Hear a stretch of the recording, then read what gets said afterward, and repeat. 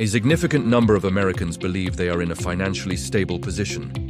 Yet the data suggests a very different and more precarious reality. This isn't a matter of delusion, but rather a widespread and understandable illusion of security.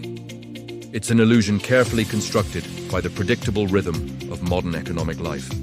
The steady income, the bi-weekly paycheck, and the apparent ease with which monthly obligations are met. When money flows in and then flows out to cover expenses in a consistent cycle, it creates a powerful sense of control and stability. The bills are paid, the lights stay on, and there is food on the table. From the inside, this looks like success. It feels like security. However, this perception often masks a fragile foundation, one that is far more vulnerable to shocks than most people realize. The core of the problem is that this routine, this financial normalcy, is frequently mistaken for genuine financial resilience. The stability of our lifestyle can be one of the most effective ways to hide genuine financial risk. We become accustomed to our routines: the morning coffee purchase, the commute, the monthly streaming service charges, the weekly grocery budget. This regularity creates a sense of predictability. As long as the paycheck arrives on time and is large enough to sustain this established pattern, an individual feels secure. The underlying assumption is that if the routine is not disrupted, then the finances must be in order. But this is where the illusion takes hold. Paying bills on time is an indicator of current cash flow, not of long-term financial health or security. It demonstrates that your income is sufficient to cover your current outgoings. But it says almost nothing about your ability to withstand a significant financial disruption. Financial security is not merely the absence of immediate financial distress. It is the presence of a robust buffer against future unforeseen distress. Conflating the two is a critical error in judgment, leading millions to operate without a true safety net while believing they have one. Debt, recurring subscriptions, and other fixed expenses play a central role in reinforcing this false sense of comfort. A mortgage or rent payment, a car loan, student debt, and a dozen small automated monthly charges create a structured financial life. Each month, these obligations are met, and the act of meeting them provides a feeling of accomplishment and responsibility. This system, however, functions as a cage, albeit a comfortable one. It commits the vast majority of a person's income before it has even been fully earned. While this structure provides the benefit of access to a home, a vehicle, and various services, it simultaneously erodes financial flexibility. The individual is locked into a high-cost lifestyle where a very small percentage of their income is truly discretionary. This is a state of being house-rich and cash-poor, extended to every facet of life. You may have the trappings of a stable, middle-class existence, but you are effectively living paycheck to paycheck, just on a larger scale. This illusion is instantly and brutally exposed the moment a real emergency occurs. An unexpected job loss, a sudden medical diagnosis requiring expensive treatment, a major home repair, or a critical car breakdown. These events do not respect the neat cycle of paychecks and automated payments. They demand a lump sum of capital that the system of structured expenses was never designed to provide. Suddenly, the steady income is gone, or a massive, unplanned expenditure appears. The individual who felt secure just a week earlier is now faced with a crisis. Without a substantial emergency fund, they are forced to take on high-interest debt, sell assets at a loss, or default on the very obligations that once provided them with a sense of stability.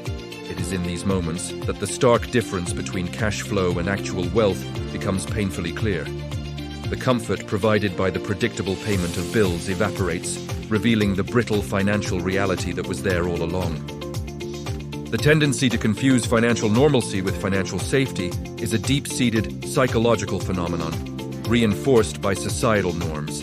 We look at our neighbors, our colleagues, and the lifestyles portrayed in media, and we measure our own situation against this perceived standard. If we are meeting the same benchmarks, owning a home, driving a decent car, taking an annual vacation, we conclude that we must be financially okay. We are doing what everyone else is doing. This is the danger of relativism in personal finance. Normal, in the current economic climate often means being heavily leveraged with debt and having minimal savings. Therefore, by being normal, you are by definition in a position of significant financial risk. The social pressure to maintain this appearance of normalcy further incentivizes behaviors that undermine true security, such as taking on more debt to finance a lifestyle that matches one's peers.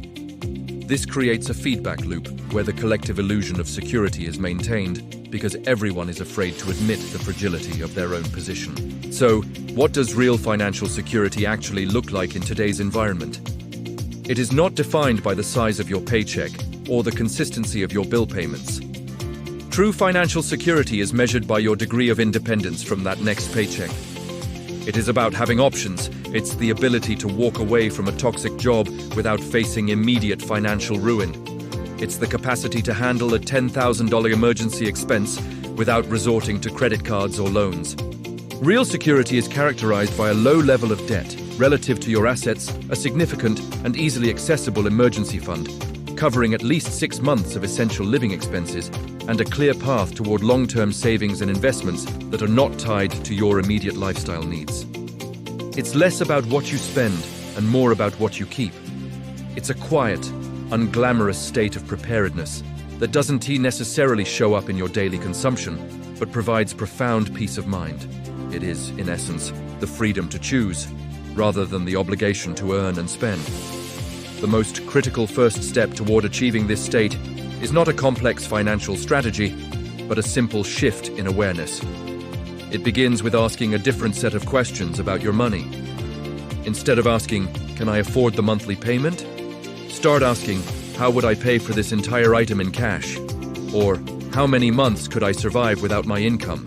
This change in perspective moves your focus from short-term cash flow to long-term resilience and net worth. It forces you to confront the difference between affording a payment and truly affording an item. It means tracking your net worth, the total of your assets minus your liabilities, as the primary metric of your financial health, not just the balance in your checking account before payday. This is not about inducing fear or promoting extreme austerity. It is about bringing a new level of clarity to your financial life. This is not a call to panic, but an invitation to see your financial situation with greater clarity. Understanding the illusion of security is the first, most crucial step toward building something real and lasting. The goal is not to feel fearful about your finances, but to feel empowered by a clear and honest assessment of them. By recognizing the difference between the appearance of stability and the reality of resilience, you can begin to make small, deliberate changes that will build a foundation of genuine financial security, one that can withstand the inevitable uncertainties of life. The path forward is through awareness, not anxiety. Through